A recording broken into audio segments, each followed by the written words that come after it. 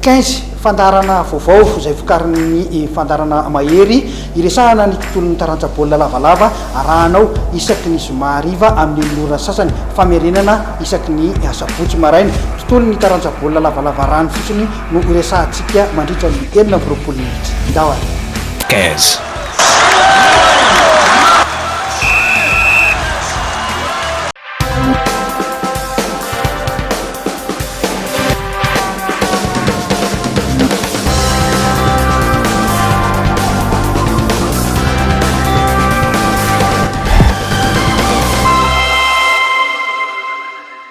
akafaliana tranoray tompoko lasy tompoko vavy no itsidena tokantranonao amin'izao alahady alina fahavalony volana desambra izao atolotra antsika ny araba ary sainam-panajantsika anaraka ny fandarana mahery hatramin'ny farany tontolon'ny baolina kitra nentsika manomboka ny fotoana amin'ity ariva ity Barea ny Madagasikara azo lazaina fa dia tsara toerana aloha ny Barea ny Madagasikara any amin'ny cosafa ho an'ny latsaky ny 20 taona izay tanterahana any Zambia Nisaraka sahala rainoray tamin'ny Afrika Atsimo ny Barea ny Madagasikara tamin'ity tolakandro ity teo amin'ny lalao voalohany dia efa nandresy an'ny Lesotho tamin'ny 7-0 ny Barea ny Madagasikara. Tsara toerana ny Barea ny Madagasikara any amin'ny fiadina ny cosafa ho an'ny latsaka 20 taona eo amin'ny taranja baolina kitra izay totosaina any Zambia. Tamin'ity tolakandro ity dia Nisaraka sahala iray tamin'ny zareo Afrika Atsimo ny Barea ny Madagasikara. Reto Afrikanina Atsimo reto no niveriny maro fa ho favori tao anatin'ity vondrona misy any Madagasikara ity saingy indrisy fa dia voatanany Barea ny Madagasikara iray.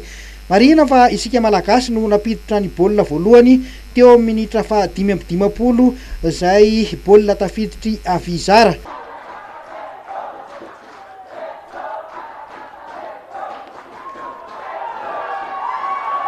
Here comes Madagascar, and the challenge coming in, rests right at the edge of the penalty area. A yard or so, that should have been a penalty. A yard or two, that should have been a penalty. Arnold now getting more and more involved in this game. South Africa allow him space, and he now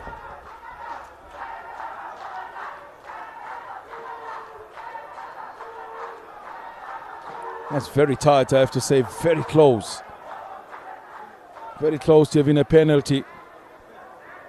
Arnold smells blood and he's thirsty now. Madagascar in a perfect position to try and score their 4th goal of the COSAFA Under-20 Youth Championship and to become only the first nation